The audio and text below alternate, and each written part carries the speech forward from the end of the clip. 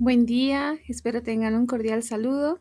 Mi nombre es Maylen Benavides, soy estudiante de la especialización en intervenciones psicosociales y en este momento voy a realizar la presentación acerca del tema de la entrevista intergeneracional.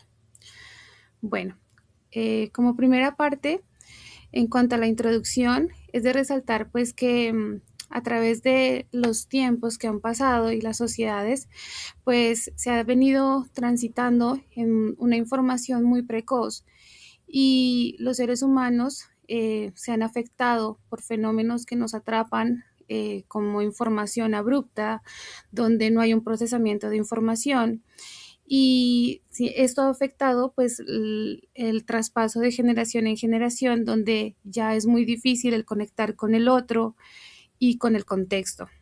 En este sentido, el propósito de la siguiente entrevista intergeneracional se basa en comprender en cómo las dos posturas de pensamiento se relacionan o se diferencian y también cómo estas experiencias de vida tienen como ese punto de encuentro o de diferencia y cómo aportan en esta sociedad que es un poco compleja.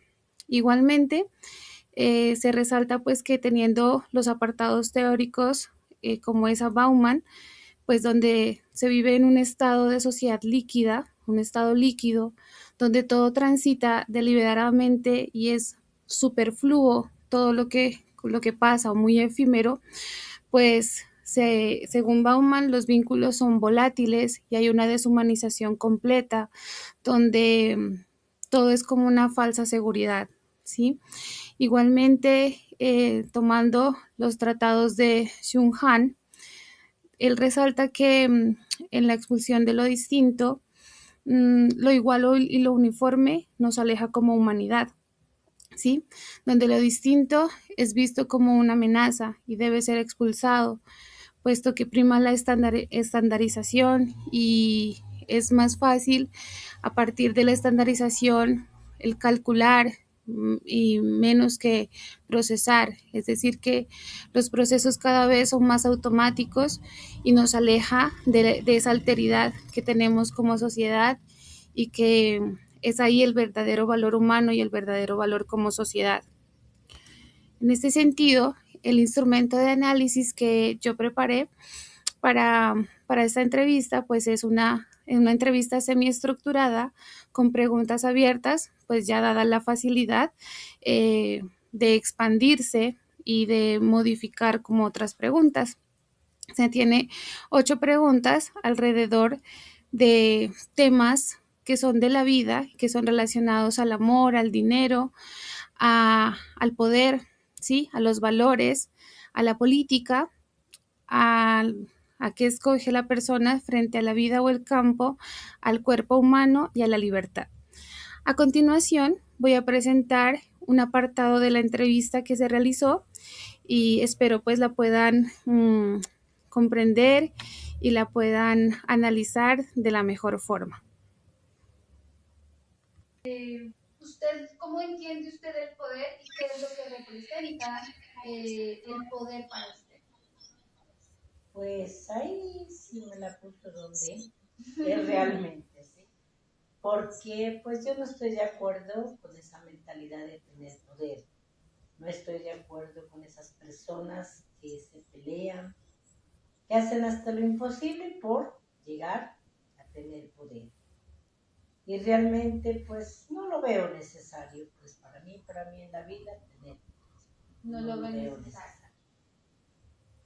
necesario. Muy bien. Yo creo que en eso, pues es algo que las sociedades nos han afectado, digamos, el poder, porque de lo que he venido aprendiendo desde mi experiencia y desde la parte, digamos, de lo que me he educado, es que las estructuras de poder son las que muchas veces no han permitido de que como humanos avancen. Por ejemplo, las estructuras de poder cuando hay la pobreza y la riqueza, que es algo injusto y que muchas veces el poder se mantiene a pesar de que hay injusticias, a pesar de que la realidad está visible, pero se mantienen, ¿sí? Entonces, a través de la política, de la economía, entonces es es como algo que es una estructura que mucha gente pierde su ser o su identidad a causa del poder. Y no debe ser así. O sea, deben ser como los principios, los valores que uno tiene y dejar, digamos, como el poder atrás. Algo así viene como en relativo al poder. Viene otra pregunta muy importante y es frente a la política, ¿sí? Que es como algo que también atraviesa la vida del ser humano, la política, y es, ¿qué considera usted en su responsabilidad como ciudadana frente a la política y cómo ha impactado en su comunidad? Pues realmente es un tema, diríamos, raro de tratar, porque principalmente para mí, desde pequeña yo no comparto la política. No he creído ni creo nunca en los políticos, porque todos, pues mientras llegan al poder, prometen cosas, pero nunca las pueden cumplir, nunca las van a cumplir. Entonces, pues en ese tema sí no comparto la política. Muy bien. Bueno, en este sentido, digamos que para mí todo es política, ¿sí?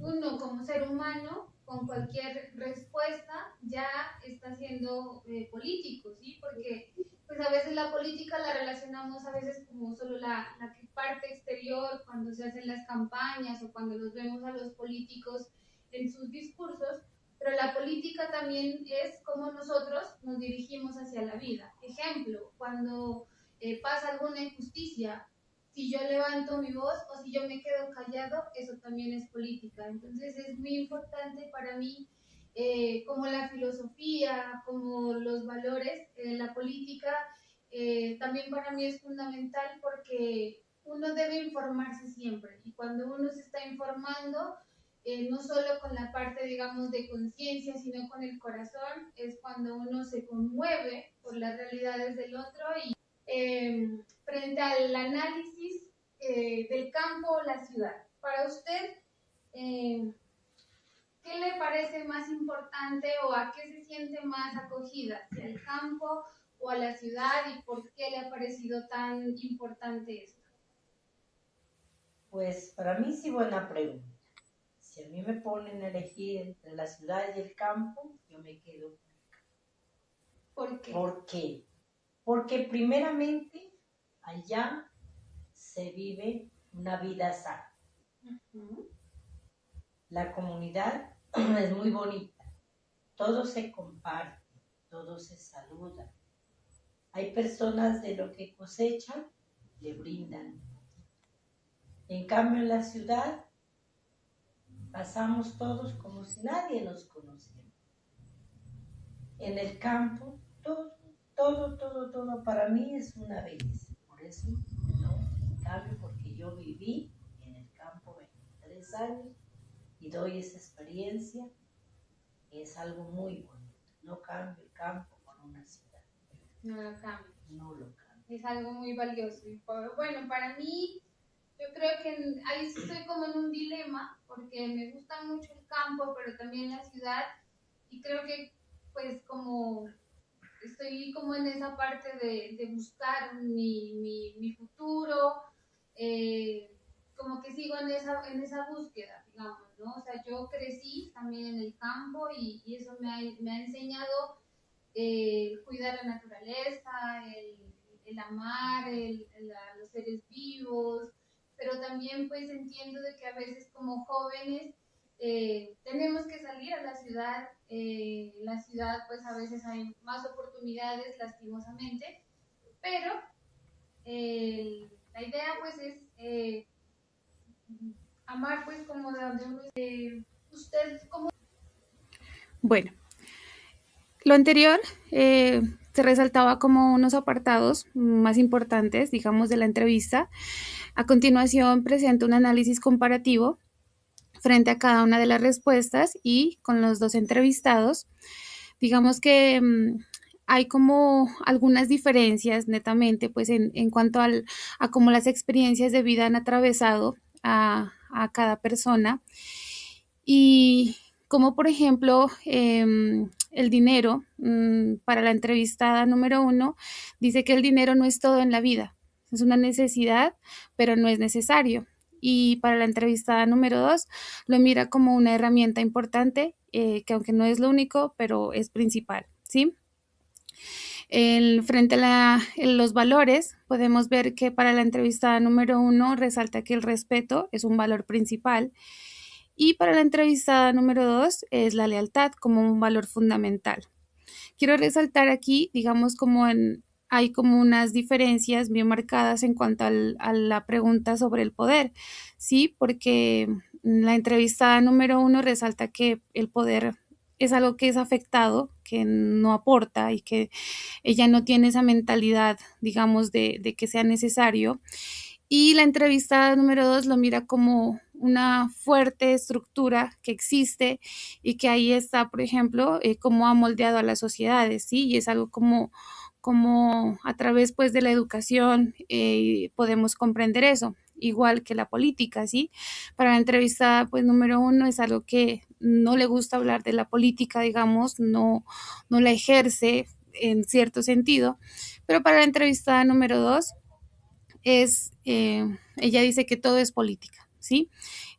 Así tú no hagas ninguna respuesta, tú no seas como activo en participación, pero ahí estás haciendo política. Y ese es algo muy importante porque pues a veces creemos que el solo levantar la voz o el estar relacionado, por ejemplo, a la parte de campañas, ya es política y no es así. Es como la filosofía, como lo dije anteriormente, la filosofía, la economía también hace parte como ser humano somos políticos como tal. Bueno, es como sintetizando pues estas respuestas, igual para que ustedes pues digamos pausadamente las puedan analizar. Y frente a las conclusiones como más principales, pues es de resaltar que a través de las generaciones, sinceramente se ha ido perdiendo la capacidad de conectarse con el otro en su forma real, ¿sí? Donde pues cada vez es como superfluo, como toda la conexión, y esto permite que también se pierda o se deteriore el tejido colectivo y el valor cultural. Como segunda conclusión, pues retomando los tratados de Bauman, me dirijo a la parte de la modernidad líquida, donde pues los vínculos volátiles digamos que pasan por encima, ¿sí? Del crecimiento personal y profesional, los que hacen pasarlo a segundo plano, puesto que si no están al servicio de una productividad o de una monetización, pues no son necesarios. Y ahí es donde él te pone trae a colación, digamos, otro tema como los desechos humanos, que son invisibilizados y que si levantan la voz ya están atentando contra la sociedad como seguridad. Y finalmente, pues retomando lo que dice el segundo teórico, pues es muy bonito leer ese tratado frente a la expulsión de lo distinto, que eso es lo que nos quieren hacer ver las redes sociales, nos quieren hacer ver las instituciones, los medios de comunicación, que si te sales como del estándar, si te sales de la norma y empiezas a ser distinto, diferente, ya te empiezan a fichar y es algo pues que lastimosamente se ve cada vez más en cuanto a las tendencias, algoritmos, las modas, donde cada vez se ve más una copia de copia de copia y lastimosamente como la parte de la diferencia, lo auténtico ya cada vez está más lejos y eso hace de que pues también nos aleje, digamos como primero que todo que el ser humano cada vez está más enajenado y que también se aleje de su verdadera esencia y su sentir con el otro. Finalmente, como referencias bibliográficas, como lo nombré en los anteriores diapositivas, pues está Bauman y Chung Han, que son unos teóricos muy importantes y que los seguiré trabajando porque tienen unas ideas muy fundamentales para estos tiempos tan complejos y que debemos tener como esa parte de conciencia activa y conciencia social frente a cómo nos vamos a dirigir como persona y como sociedad, cuál es nuestro rumbo, donde solo la tecnología no nos domine y que también tengamos esa parte auténtica y esa parte consciente. Muchas gracias.